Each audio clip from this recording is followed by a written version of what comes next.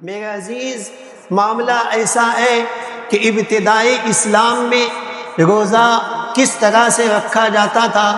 آپ حضرات مجھ سے بھی سماعت فرمائے اور دیکھیں کہ اللہ تعالیٰ نے اپنے حبیب صلی اللہ تعالی وسلم کی رحمت کا صدقہ ہمیں کس طرح سے عطا فرمایا۔ عزیزان ملت اسلامیہ، ابتدائی اسلام میں جو روزہ رکھا جاتا تھا تو اس روزہ رکھنے کے لیے یہ ضروری ہوتا تھا کہ آپ کو جو کچھ بھی کھانے پینے کا کام کرنا ہے وہ سونے سے پہلے پہلے کرنا ہے، سونے سے پہلے پہلے کرنا ہے۔ اگر آپ کی آنکھ لگ گئی، جان بوجھ کر کے آپ سو گئے، یا آپ کی آنکھ لگ گئی، آپ کو نیند آ گئی، آپ کی آنکھ لگ گئی، اب آپ بیدار ہوئے، جاگ گئے، اگرچہ صبح صادق کا وقت ابھی باقی ہے، لیکن ابتدائی اسلام میں اب کھانے پینے کی اجازت نہیں ہوتی تھی، بلکہ اب اس کا روزہ شروع ہو گیا۔ اب جب تک کہ دوسرے دن کا سورج غروب نہیں ہو جاتا تب تک وہ کھا پی نہیں سکتا تھا۔ تو یہ ابتدائی اسلام میں روزے کا معاملہ ایسا تھا کہ روزہ اس طرح سے رکھنا ہوتا تھا۔ لیکن حدیث شریف میں ہے کہ ایک صحابی رسول جو مزدوری کا کام کیا کرتے تھے، ایک مرتبہ جب وہ اپنے گھر آئے اور گھر میں لا کر کے اپنا اثاثہ پیش کیا، ان کی اہلیہ محترمہ نے ان سے کہا کہ ٹھیک ہے، تم جو ہے نماز ادا کر لو، میں اتنی دیر میں میں کھانا تیار کرتی ہوں۔ وہ صحابی رسول دن بھر کے تھکے ہوئے تھے، مزدوری کیا کرتے تھے، تھکے ہونے کی وجہ سے انہوں نے سوچا کہ چلو میں اپنا پیر تھوڑا لمبا کر لیتا ہوں۔ انہوں نے پیر لمبے کیے اور یہ ہوا اتفاقاً ایسا کہ ان کی آنکھ لگ گئی، کھانا تیار ہوا، بیوی نے ان کو بیدار کیا کہ کھانا تیار ہو چکا ہے، چلیے کھانا تناول فرما لیجئے۔ تو انہوں نے کہا کہ اب تو میرا روزہ شروع ہو چکا ہے، حالت صوم میں کچھ کھا پی نہیں سکتا۔ اسی حالت میں انہوں نے بغیر کھائے پیے روزہ رکھ لیا۔ اب روزہ رکھنے کے بعد میں ان کا معاملہ ایسا ہوا کہ اب وہ روزے کی شدت کو برداشت نہیں کر پائے، بے ہوش ہو گئے۔ اللہ کے حبیب صلی اللہ علیہ وسلم کی خدمت میں ان کو لایا گیا۔ مصطفیٰ جان احمد صلی اللہ علیہ وسلم کے اس صحابی کا صدقہ ہم جیسے گنہگاروں کو ملا۔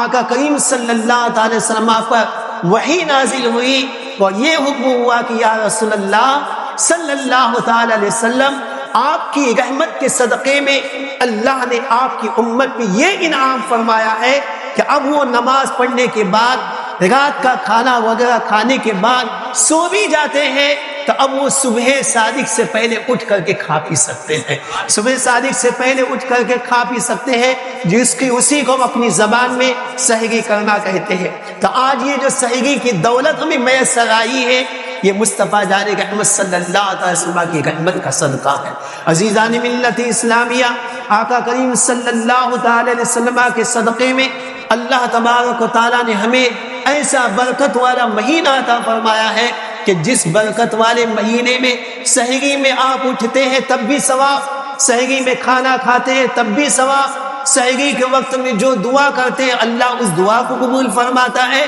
اور معاملہ یہ ہے کہ اب آپ جب روزہ دار ہو گئے اور روزے کی حالت میں آپ اگر سو جاتے ہیں تھکنے کی وجہ سے تو آپ کا یہ سونا بھی عبادت میں لکھ دیا جاتا ہے۔ عزیزان ملت اسلامیہ، یہ اللہ تبارک و تعالیٰ کی طرف سے بندے مومن کو اتنا بڑا انعام ہے۔ آئیے ہم دیکھیں کہ اللہ تبارک و تعالیٰ نے روزہ داروں کے لیے کیا کیا خصوصیتیں رکھی ہیں۔ عزیزان ملت اسلامیہ،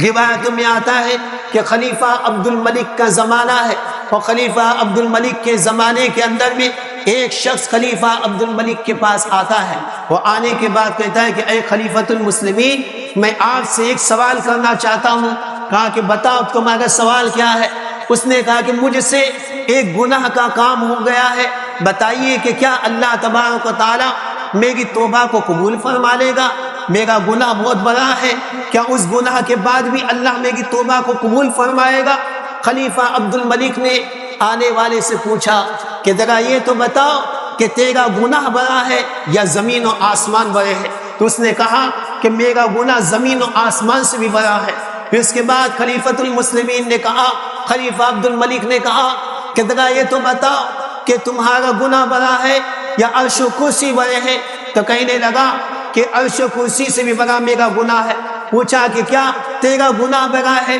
یا لوح و قلم بڑے ہیں؟ کہنے لگا کہ میرا گناہ لوح و قلم سے بھی بڑا ہے۔ آخر میں خلیفہ نے کہا کہ ذرا یہ بتا کہ کیا تیرا گناہ بڑا ہے یا اللہ کی رحمت بڑی ہے؟ اللہ کی رحمت بڑی ہے۔ جیسے اس نے یہ سنا چیخ میں اٹھا، اور چیخ اٹھنے کے بعد میں خاموش ہو گیا، اور خاموش ہونے کے بعد میں اب اس کے دل میں یہ بات آ گئی، سمجھ میں بات آ گئی کہ اللہ کی رحمت کی جب بات ہے، اللہ تعالیٰ اپنے بندوں پر بہت زیادہ رحم و کرم فرمانے والا ہے۔ بندے کے گناہ اگر زمین و آسمان کے برابر بھی ہے، بندہ اگر ایمان و عقیدے کی سلامتی کے ساتھ میں اللہ کی بارگاہ میں سچے دل سے توبہ کر لیتا ہے، اللہ تعالیٰ اپنے بندوں کی توبہ کو قبول فرما لیتا ہے۔ عزیزان ملت اسلامیہ، رحمتی وسیعت کل شیء، یہ اللہ تبارک و تعالیٰ کا اعلان ہے۔ عزیزان ملت اسلامیہ، خلیفہ نے پوچھا کہ ذرا یہ تو بتاؤ کہ آخر تم نے کوئی ایسا گناہ کا کام کیا ہے؟ تو وہ کہنے لگا کہ معاملہ یہ ہے کہ میں کفن چور ہوں، کفن چوری کرنے کا کام کرتا ہوں، لیکن آج کی رات میں میرے ساتھ 5 ایسے واقعات پیش آئے کہ جن واقعات نے مجھے جھنجھوڑ کر رکھ دیا اور مجھے اس بات میں آمادہ کیا کہ آج تک میں جو کام کر رہا تھا، غلط کام کر رہا تھا، گناہ کا کام کر رہا تھا، وہ کام کر رہا تھا جس سے نہ اللہ راضی ہے نہ اللہ کا رسول راضی ہے۔ تو میرے دل نے مجھے جھنجھوڑا اور اس بات پہ آمادہ کیا کہ میں اللہ کی بارگاہ میں سچے دل سے توبہ کر لوں۔ عزیزان ملت اسلامیہ، اس نے 5 باتیں بیان کی، ان 5 باتوں میں سے اخیر کی جو 2 باتیں، چوتھی اور 5ویں باتیں، وہ ہم اور آپ کو سماعت کرنا ہے۔ وہ کہنے لگا کہ میں نے جب ایک شخص کی قبر کو کھودنے کے لیے گیا تاکہ اس کا کفن چراؤں، تو میں نے کیا دیکھا کہ اس کی قبر کو آگ گھیری ہوئی ہے،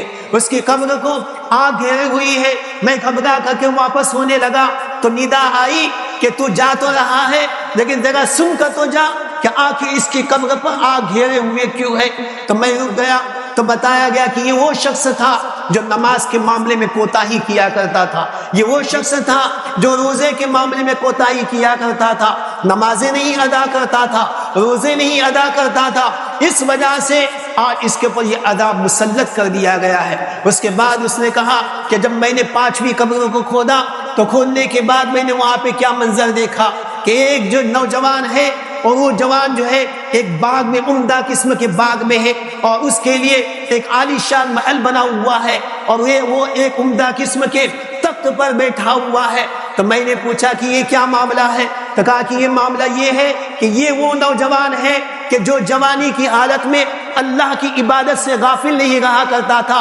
نمازوں کی پابندی کرتا تھا، اور خاص بات یہ تھی کہ کتنی بھی گرمی کا عالم کیوں نہ ہو، سخت گرمی کے عالم میں بھی وہ روزوں کی پابندی کیا کرتا تھا۔ عزیزان ملت اسلامیہ، اس سے کیا بات معلوم ہوئی کہ بندے مومن جب روزوں کی پابندی کرتا ہے تو اللہ تبارک و تعالیٰ اس کے لیے جنتی انعامات عطا فرماتا ہے۔ عزیزان ملت اسلامیہ، اللہ کے حبیب صلی اللہ تعالی علیہ وسلم کے صدقے میں ہم کو یہ انعامات ملے ہیں۔ حضرت سیدنا ابو الحسن اشعری رضی اللہ تعالی عنہ ارشاد فرماتے ہیں، کیا ارشاد فرماتے ہیں کہ ایک مرتبہ میں جو ہے اپنے چند احباب کے ساتھ میں جو سفر میں تھا، دریا کا سفر ہو رہا تھا، کشتی میں ہم سفر کر رہے تھے۔ کہتے ہیں کہ ہماری کشتی کا معاملہ ایسا ہوا کہ باد بخالق اسے بیچ سمندر میں لے کر کے چلے گئی۔ اب معاملہ یہ ہے کہ دور دور تک کوئی ساحل نظر نہیں آ رہا ہے، دور دور تک کوئی خشکی کا علاقہ نظر نہیں آ رہا ہے، دور دور تک کوئی جزیرہ نظر نہیں آ رہا ہے۔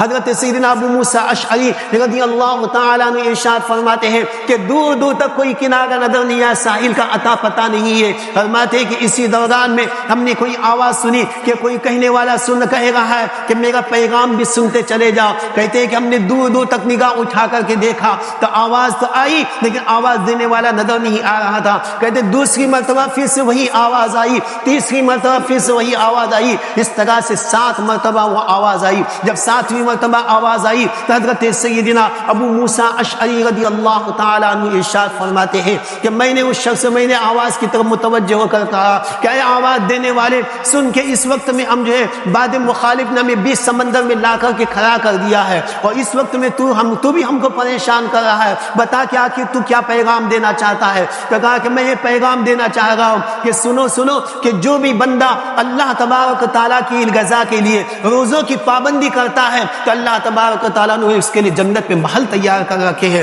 عزیزان ملت اسلامیہ، حضرت سیدنا ابو موسیٰ اشعری رضی اللہ تعالیٰ عنہ ارشاد فرماتے ہیں کہ جب سے میں نے وہ سنا تو سننے کے بعد سے میں نے پابندی کر لی کہ کبھی بھی روزوں سے غفلت نہیں کروں گا، روزوں کی پابندی کروں گا، یہاں تک کہ حضرت سیدنا ابو موسیٰ اشعری رضی اللہ تعالیٰ عنہ صحابی رسول ہے، رمضان المبارک کے روزوں کی پابندی تو کرتے ہی تھے، اس کے علاوہ بھی سال کے اکثر دنوں میں آپ روزوں کی پابندی کیا کرتے تھے۔